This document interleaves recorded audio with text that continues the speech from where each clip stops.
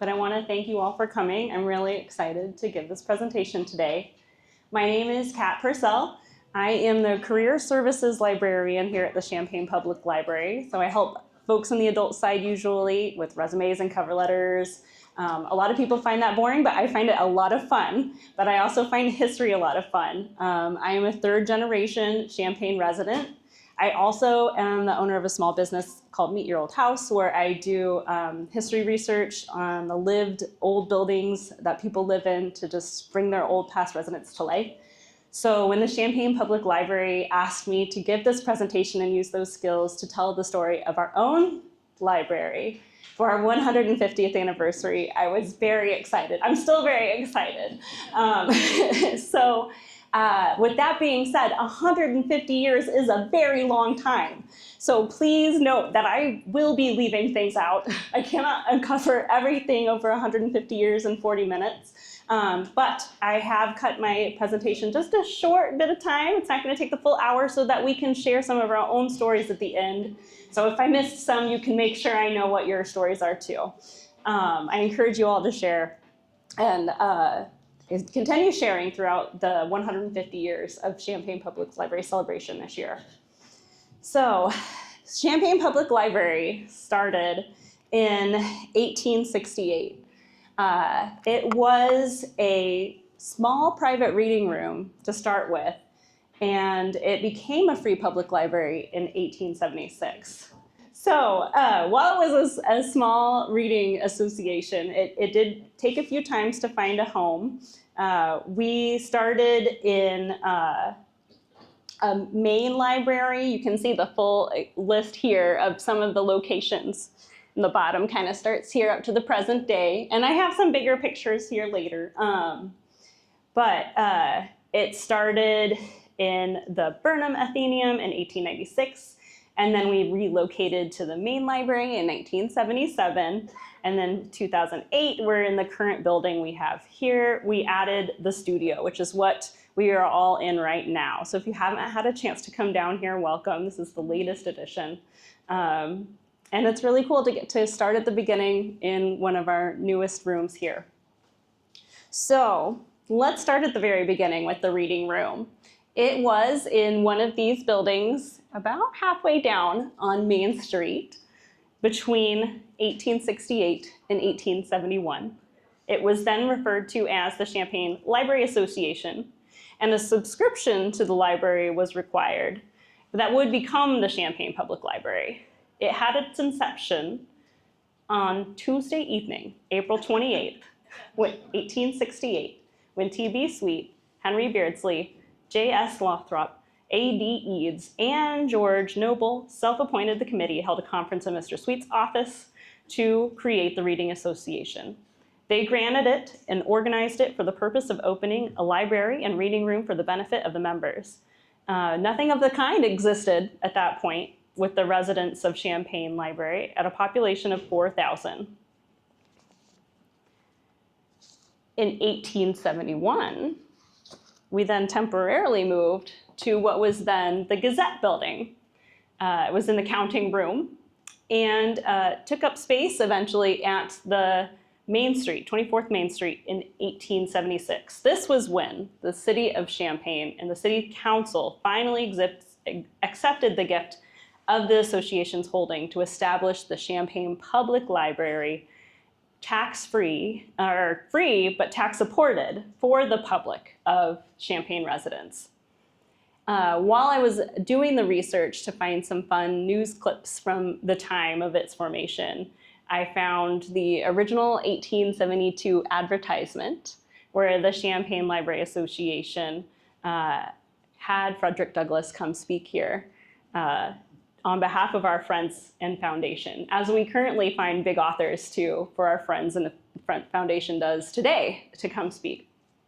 So at this point, the library boasted 750 volumes in its branch, and the only librarian that was there to maintain the open hours was paid $20 a month and was open 26 days out of the month. At this point in time, the public was very concerned about the lack of a hitching post outside. A lot of gossip in the newspaper about that.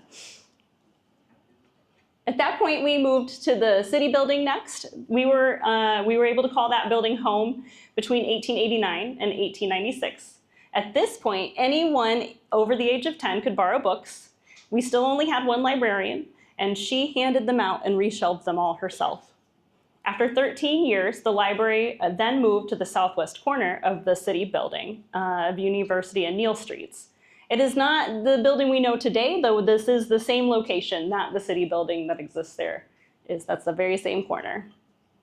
At this point, the recent counts in 1896 for the library averaged about 85 visits a day and boasted 2,210 volumes. At that point, 1,115 residents held cards, which was about 10% of the population according to the 1900 census. So that was pretty good. We've always been a big population to support our library, which is really cool. It wasn't too long after that where we had realized we'd expanded too far to exist in the city building anymore. And in 1894, a Champaign banker and philanthropist known as A.C. Burnham announced a substantial gift to memorialize his late wife, who was a former board member. The Burnham Athenaeum was also known as the Champaign Public Library at that time. It was a historic library building. It still is there today at 306 West Church Street, and it was built through 1896 with that donation in mind. Today, the Meyer Capel office uses this space, and we didn't transition into a new location until 1977, I believe. So many of you may have been in that library and checked out books, and that's pretty cool. Again, I found some fun little news clippings from the time period that Burnham Athenaeum was the location of the library. We were already having Halloween book story times at that point, and we also were known for the great study rooms for the students on campus. I think it was either last year or the year before we won a best of studying place for the Daily Illini. So it's great to know that throughout the years, we still are a great place for college students to get off campus and study. At this location, we now had grown to 2 librarians. We had over 5,000 books. And at the time that it closed in this location, we were described as bursting at the seams with 40 employees and over 100,000 items.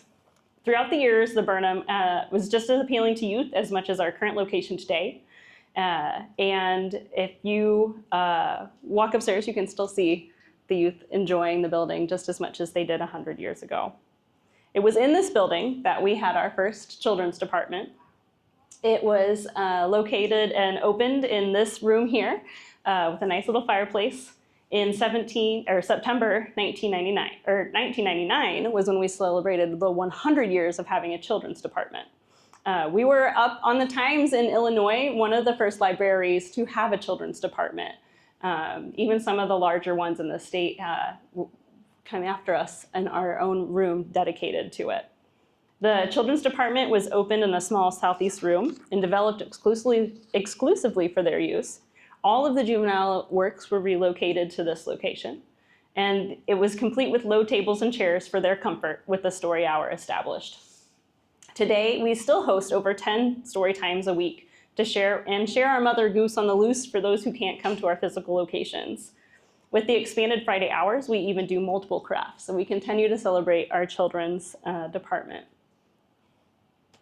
It was around this time then that we started running out of space. We are just such a well-loved library. We had to work with a lot of the volumes. We were still checking books out to people behind the scenes, and not just they were able to grab them off the shelves themselves because there was just not enough place to put all of our books and newspapers. But a lot of debate surrounded what we would do about this because we couldn't expand the Burnham Athenaeum. But everyone loved that building so much. So it took a long time to decide what we were going to do with where we were going to house all of these librarians and staff and all of their books. While we were still deciding what we were going to do with our lack of space at this location, the Douglas branch formed. It began in 1970 out of a community library that started in a small house. It became a collaborative effort between the Champaign Public Library, Urbana Free Library, and the Champaign Park District in 1970. The Black Americans of that neighborhood had found either library here or in Urbana harder to get to, so we made a commitment to serve them better by providing a small library that started inside the Douglas Center.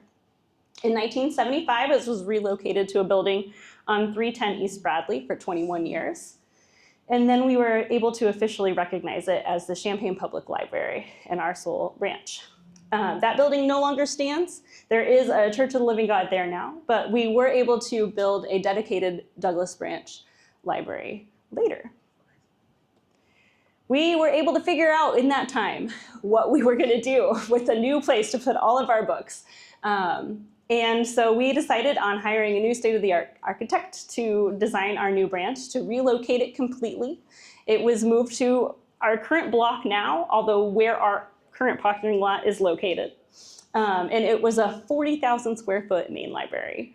It was dedicated in November 1977. It was designed by Hammond Reedy and Associates of Chicago. I really have fond memories of coming to this library branch as a child. My grandma used to bring me in summer reading programs. The wood-paneled auditorium is something that is just enshrined in my brain. I know a lot of people have fond memories of the purple carpet as well. So we did like this modern look, and we had a lot of great author events in there as well. Its appearance, however, was controversial. It was fun to have a new and modern looking library, but there was also debate in the newspapers about what its appearance was.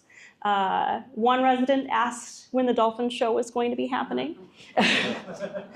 Another asked if they could take a can opener to the reading factory. In 1978, so not long after we expanded our branch, we, in the city and county, developed the Champaign County African American Heritage Trail. This was formative to commemorating the African American neighborhoods and the historic things that have happened there. And our Douglas branch gets to be on the path, which is pretty cool.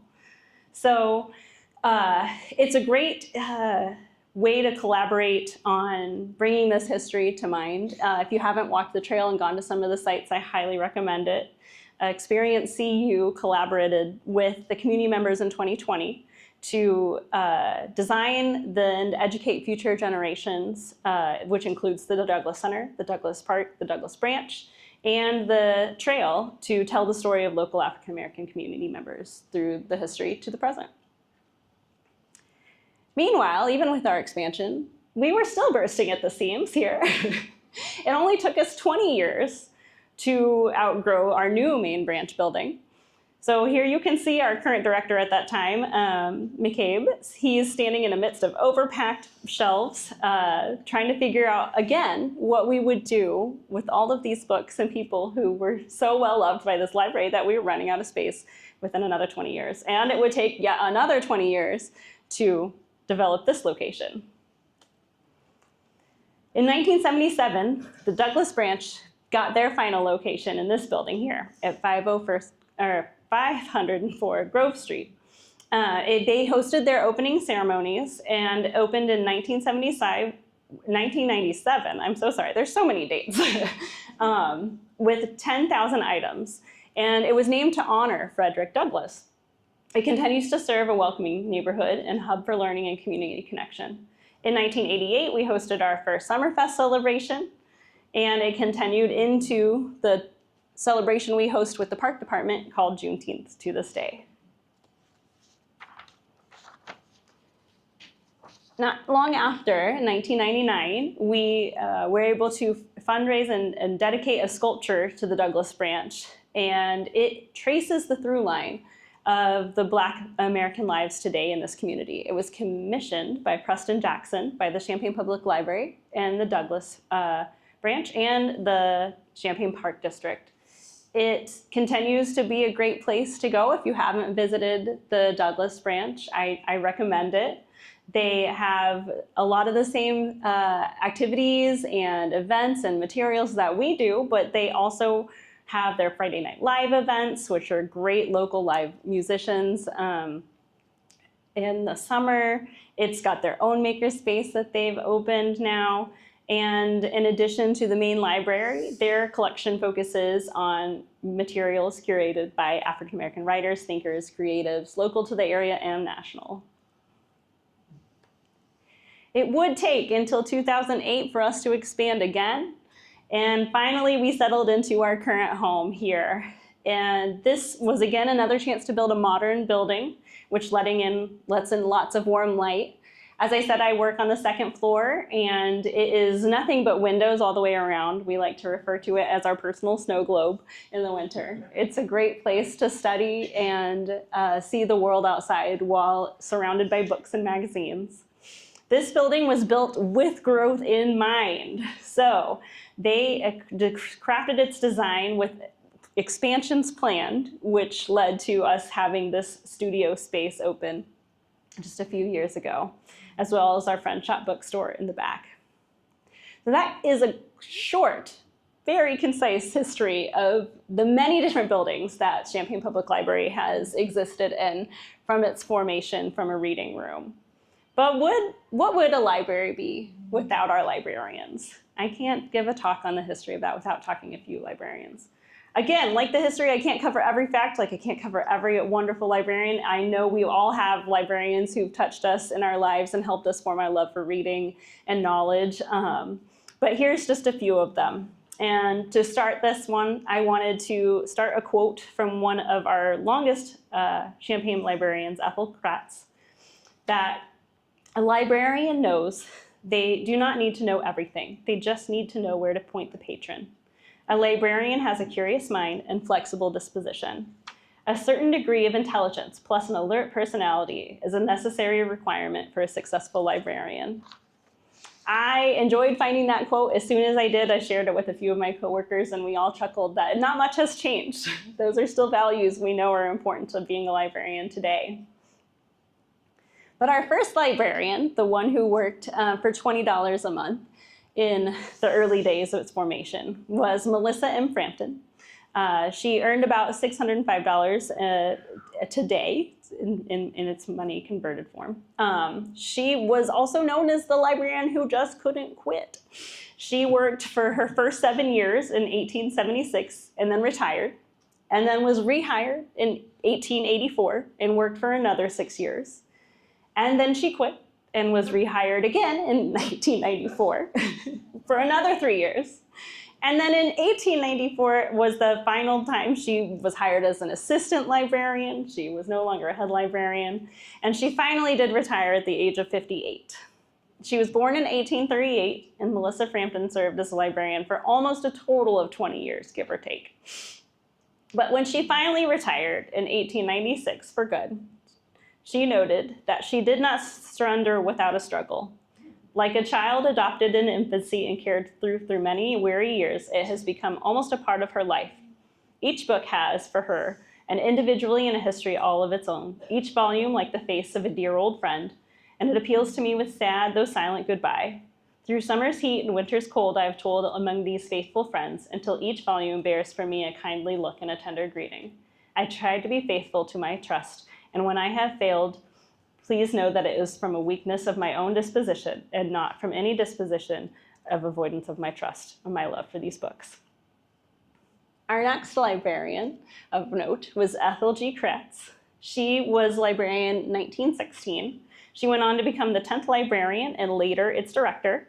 She was the daughter of the second librarian and then came on to be the 10th librarian in 1915. And later, again, as I said, the director, serving for a total capacity of 10 years. She also hosted ILA, which is the Illinois Library Association, here in 1930. It was formed as the Western Library Association originally, and named as the Illinois Library Association in 1896.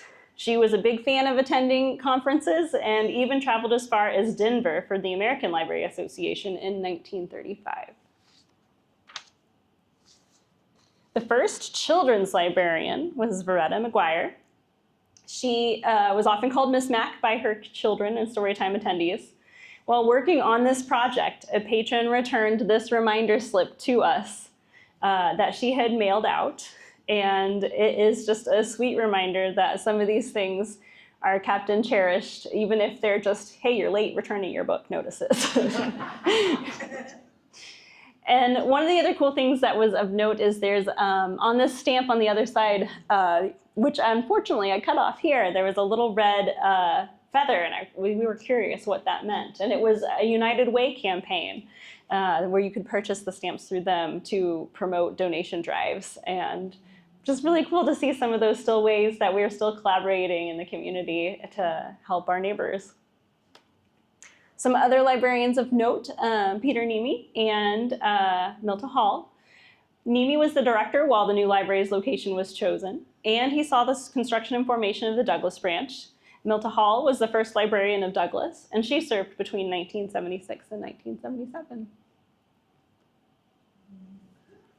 I had a really hard time picking and choosing between more current librarians, but when I knew I only had so much time, I knew I had to talk about Essie. If you have met Essie, you will never forget her. She's also probably our most modern librarian who just won't quit. She served our library for 50 years, from 1969 to 2019.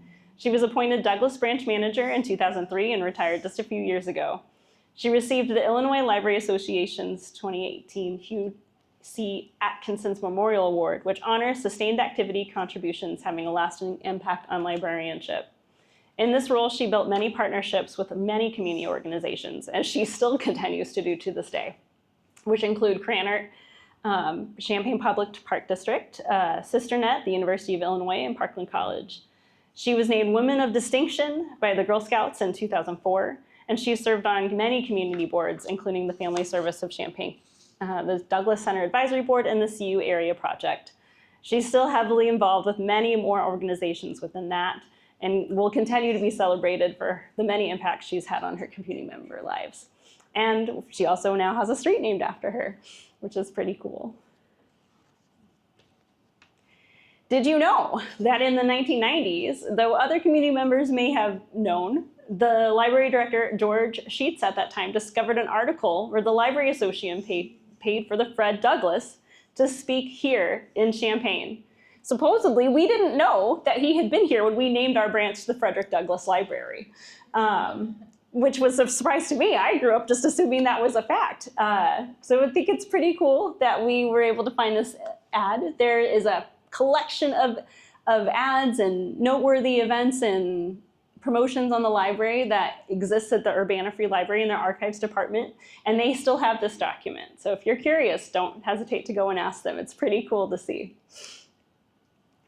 Again, without librarians, what would the library be without our friends and our foundation of the library? Our Friends group was established in 1965, and if you've ever been to the bookstore, then you've known our best friends. They make it possible to support our library services by running the bookshop and provide great volunteer aspects of their time and their love of books. Many of them were former librarians themselves. And we have nothing but love for the Friends of the Library. If you haven't gone to the store, it's right across the way. It'll open at 1, and there's lots of good selections down there. Business services. We have been in the forefront of providing our community members with business services. It was really cool to find one of these ads in 1915 promoting the business books that we've added to our collection at the library. If you need help launching a business or looking for a job, we still offer these services to this day. And we still offer free webinars, many classes during the week, and online tools and one-on-one consultations to help Illinois residents and Champaign residents grow their small businesses. While finding out other facts, I was able to learn that the Douglas Branch Library has been doing what we now call Battle of the Books for years. We hosted our first Black History Bowl in 2001, and it has since transitioned into the the Battle of the Books, which was the most recent one, the 21st annual Battle of the Books, where students compete in grades 3 through 5 to celebrate Black History Month by challenging each other on their book knowledge. You can find copies of the required books at the Douglas branch or our main branch, and every participant receives a free book prize. Library mentions. I could probably make a whole presentation on just the funny news articles I saw in the paper throughout 150 years of the way the Champaign Public Library came up in the news. It was definitely a treat to come and see some of the things that were of concern back in the day, things that they were proud to promote. And as you may know or remember, before the days of Facebook and Instagram, the newspaper was where people shared their information. That was where you go and went for things. So here are some of the headlines that came up around Champaign Public Library and its staff.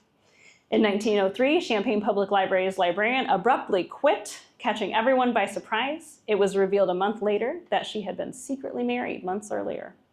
At that time, it was considered scandalous for a woman to work while being married. So she could not be a woman of good standing and still hold a job and a marriage. So she had to continue to relocate.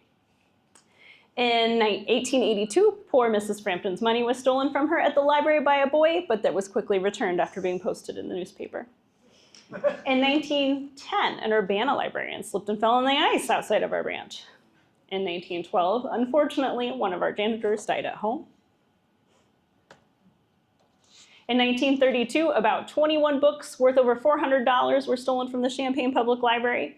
After an investigation, it was discovered that the thief had entered through an unlocked basement window, suspecting Mrs. Kratz to believe it was an inside job. She reported that the books were not circulating and the thief knew exactly where the valuable books were kept, as there was no other disturbance in the library. In 1970, the director allowed women on staff to wear pantsuits to the library. In 1976, we saw another basement break-in.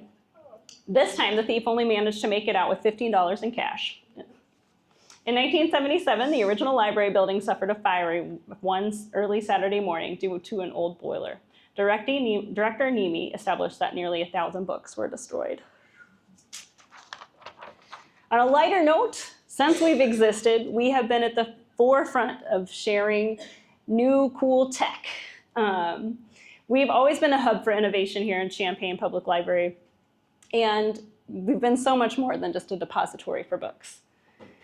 Let's see how Champaign stacks up against some of the new technologies developed through the year. In 1876, the Dewey Decimal System was first introduced in libraries. The university adopted it in 1895. Champaign Public adopted it in 1898, and the Urbana Free Library followed suit in 1899. The first talking book, which is a device for the blind to listen to books, was invented in 1935, and we got our first machine just a year later. While many libraries are just now hopping onto the podcast train, Champaign Public Library has been joining in for radio stations with our local WDWS since 1937. We still host Brian Barthart as Penny of Your Thoughts here regularly. Though the first motorized bookmobile was used nationally in 1913 in Washington State, we got our first one in 1962. Previously, we'd been distributing books with small branch locations, and we retired our mobile in 2009, eventually developing a more personalized home delivery program. We introduced the use of actual turntables so that patrons could listen to records in 1972. In the early 2000s, many libraries were adopting digital catalogs, and we gained our first digital books access in 2007. In the 2010s, also, libraries began creating their library of things, or makerspaces, and we were able to add this one in 2024. If you haven't used this design spaces in here, we've got a computer lab, we've got Cricuts, you can make t-shirts and totes and laser cutter machines, and we can teach you how to do all these things in here. It's such a cool thing to have such innovative things in our public library. We continue to expand services and give patrons access to things. But one of the things I was doing while I was compiling this information is wandering around the library and seeing names and wondering, why is it called that? So I thought I might dispel some of those why we name things the way we do, here with a little slide. The Julia Burnham Conference Room, and we can do a little audience participation if you dare. I won't call on you unless you raise your hand, I promise. But does anyone know why we might have the Julia Burnham Conference Room? Wasn't she the person who started the other hospital over there? She was, and the first Burnham Athenaeum contributor, A.C. Burnham's wife. She was often known for assisting many public charities, namely the local poorhouse, the county jail, the sick, and part of the Social Science Club of Champaign, before she died suddenly herself at the age 55. The Julia F. Burnham Hospital was almost complete. How about the Friends Conference Room? This one might be a little easy.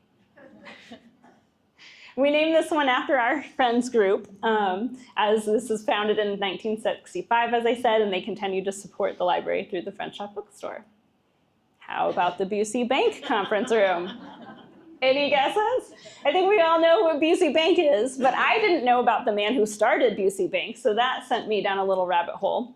Busey Bank was named and co-founded by Samuel Busey and two other co-founders in Urbana, Illinois in 1868. Samuel was a veteran of the Civil War, and he served one term as a U.S. representative from Illinois. He also studied law.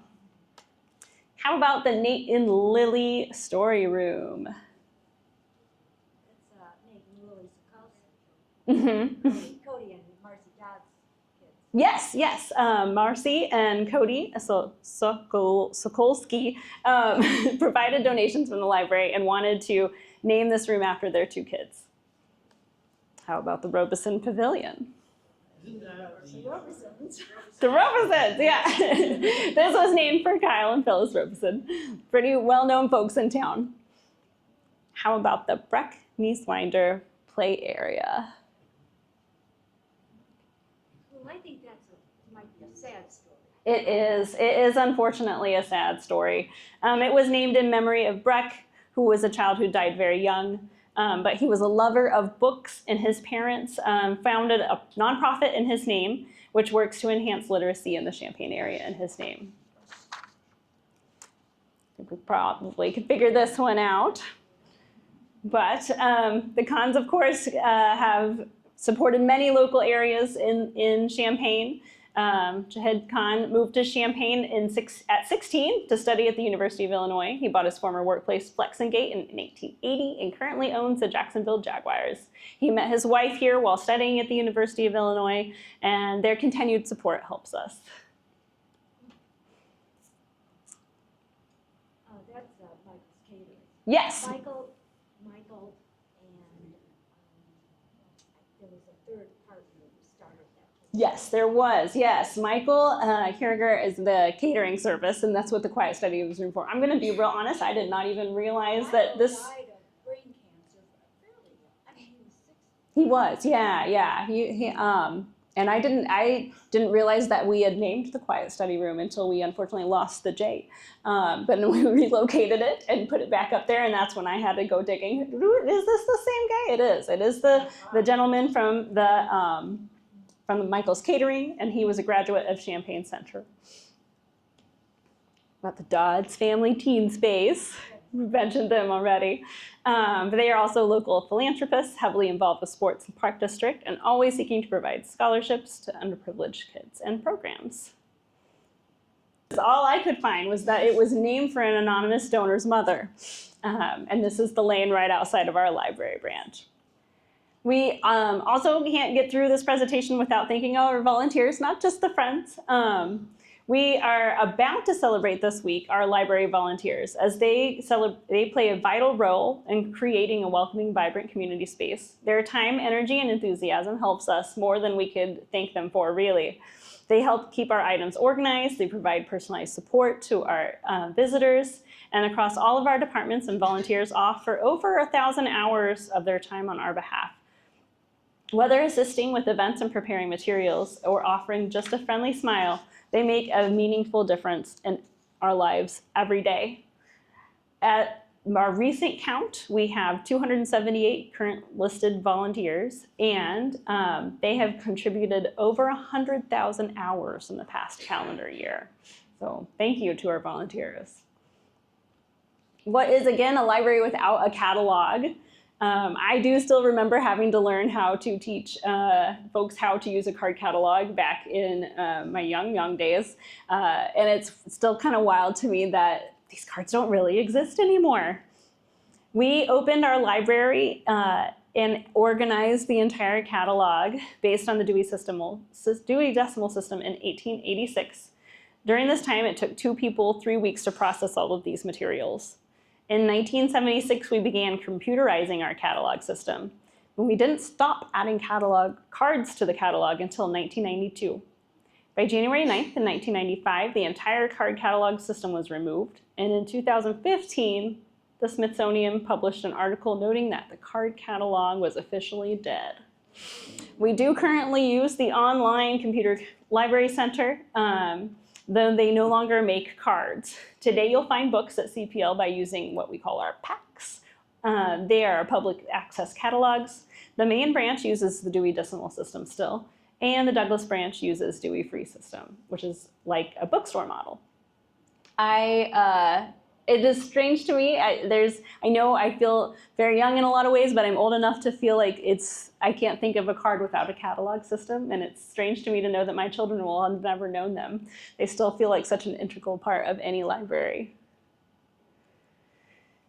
So people like to ask us about our facts. So I wanted to round them up as of current. Of course, these change in and out every day. In 1896, we had a total of 5,500 total volumes and circulated over 18,000 items a year with just 2 employees. In 1976, we had 100,000 total items circulating, more than 400,000 yearly with 40 employees, and about 500,000 reference calls. And in 2025, we have 300,000 physical items. It would be impossible to count the digital items available in our catalog, so I did not even try. We have 1.6 million times annually that circulation, with about 120 employees and over 18,000 reference questions. But I'd like to say it's not just about the numbers here. We would not be here for 150 years without the support of everyone in the community. We are so thankful for all of you. To sum it up, one of our past librarians, Catherine Sharp, noted in the Daily Illini, librarianship as a profession in 1896. So the greatest work has not been touched on, and that is reference work. This cannot be taught. It is growth, the development of instinct which can only be directed. The library must be in touch with the schools, the factories, the clubs, the university extension, and the people that make it, regardless of age, race, color, sex, or previous condition of servitude. It is not a trained librarian who put the notice "children prohibited" and gave as an excuse to the children not use books so much that they wore them out. It is not the trained librarian who keeps her crochet work in the library because she has so much spare time. It is not the trained librarian who tells the club women to look up their own reference because they're busy. The trained librarian welcomes the child as cordially as the adult, counts its greatest joy when he means the bringing of the right book to the right person. In what other line of work is there such opportunities for the depth of culture as much as the breadth of cultures? Those lines written over 100 years ago still echo to me, regardless of the building that Champaign Public Library will reside in. And I'm excited to see the next 150 years and the next depth and breadth of culture we'll bring into Champaign Public Library. Thank you so much for joining us here today, and I look forward to hearing more of your stories about Champaign Public Library.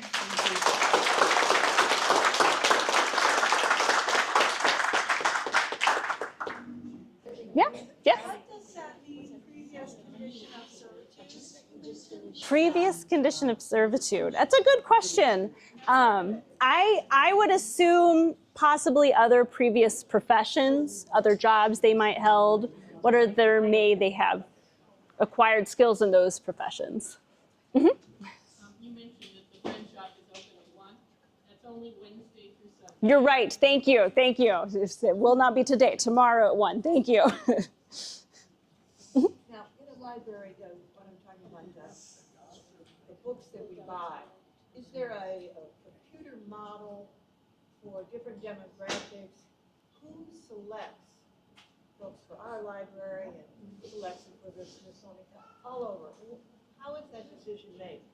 It's usually made with the team. We do have a collections team in our library, and they determined those book titles based on a lot of information. They usually pull together bestseller lists, how frequently particular authors might have been read in the local community. We also have a suggest a purchase site location, or you can always call us with the suggest a purchase, because there are going to be times we can't carry the catalog books of every title. So we do our best to respond to patron requests for those specific books. But there's a lot of decision that goes into it. Even between Urbana Free Library and us, we might catalog nonfiction books with slightly different Dewey systems, because there is always a little element of the personal attached to the librarian who catalogs those books. Oh, it's a kind of like a math equation, but much more complicated. So many factors go into that decision.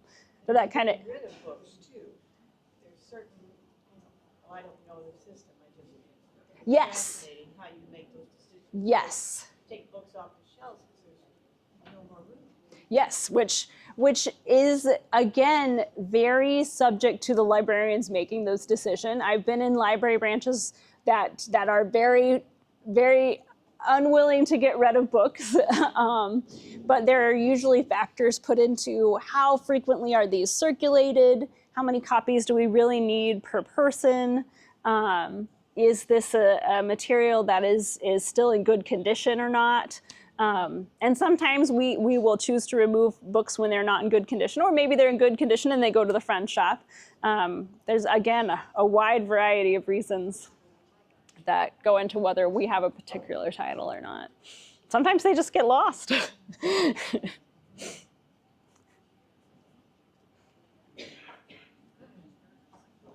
you have any other questions, stories to share? Yeah.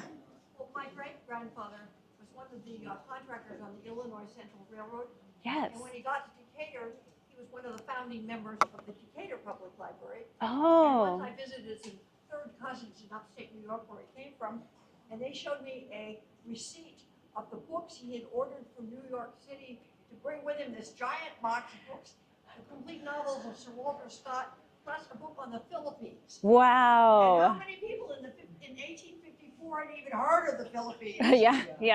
Yeah. It's one of the things while I was putting a lot of this reference information together, going through the newspapers, there's a wonderful collection, if you haven't heard of them. I know they've been to the Tuesdays at 10 groups before, the Illinois Digital Newspaper Collection. Oh, you're right, I don't have my mic on anymore.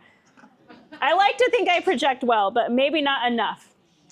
So I used the Illinois Digital Library newspaper collection to source a lot of these. And if you simply put in quotes, Champaign Public Library into their database, you will get thousands and thousands and thousands of articles throughout the history of the local newspaper collection. And because every week, the librarian for the first probably 100 years, I would say, was every week letting the public know new titles that they had acquired for the library, letting them know the finds that had been collected, letting them know about lost books. And it is very interesting to see some of the titles that were reported throughout the years as either missing or acquired. You can make a story itself on the topics of interest reported every week in the newspaper that the library was making the public known about. That's how the business ones came up, is they specifically listing business services books in 1915 that the public would be aware that they had. It was otherwise, back then, you'd have to sort through all those card catalogs. There was no computer, just put it in, of course. So a lot of people didn't make that trip to the library until they'd seen, ooh, they have this title and I want to make sure I get a copy of it in the newspaper. Yes? What could you say about the relationship between the Champaign and the Urbana library? Oh, I could say all kinds of things. I've always been two sister sibling cities, and I would like to say at least that we are true siblings. We can get along at the best of times, and we can have our disagreements as well. But there's a lot to say, but especially in the decision to share our catalogs. There's much debate about whether we would become a collaborative library. And as of now, as you probably know, we do share a catalog. We can see each other's books and check them out freely, which I think is a cool compromise.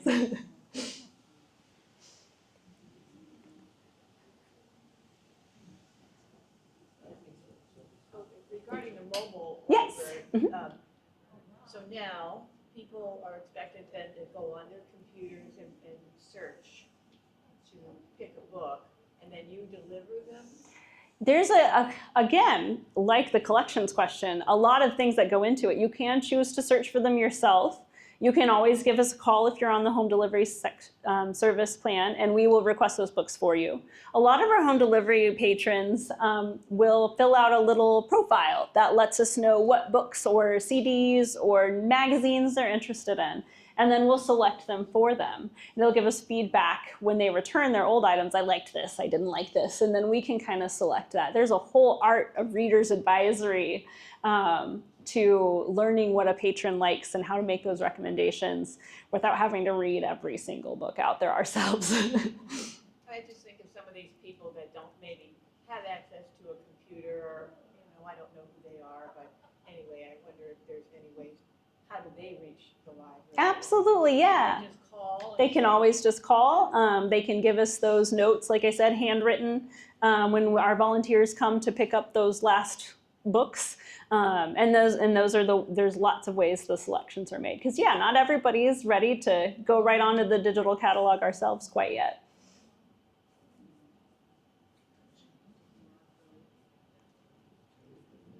Yes? When did they put in all the computers? That's a long process. It wasn't just one particular year. I ended up not having, I had planned on putting a date for that, but it was a transitional period. We were experimenting with getting, let me go back in the slides because I might have included one of them. I think in this one, I think it's hard to tell, but this is, I think, dated that top headline, 1970. We were experimenting with starting to get computers for a catalog system as early as 1970. And this headline doesn't, to clarify, this is a different headline for this picture, which is in the 90s. It took a long process to go from we are cataloging our items on computer to the users can come in and use the computers to find their books, to then also we have these computers for the public to use for any purpose they might want. It would depend on what part of that you would want to know to pick a date for which part of that process applies. Does that make sense? It was done by the technical service department that translated the print onto the computer. Oh, cool. They worked in shifts during the evening. Oh, wow. Yeah. I would imagine that would have to be something done. And even, I believe, even on the weekends. Wow, on the weekends too. Yeah. My husband works in, or previously worked in IT, and that was a lot of his job back in his early days, was having to work those evening shifts to set up computer systems for folks. So that makes sense. That's cool. Thank you. We have an IT service, like if I have something wrong with my cell phone regarding I go to the desk on the second floor. Mhm. Is there also a place where if you have problems with your computers at home, is there a resource that you all offer, or is it only related to books and relationships with the library? Yes, the home delivery services is really just for materials. We don't have the ability to come to your house and look at computers in that way. But if you do let us know, we could find some services that would come out and take a look at your computer at home.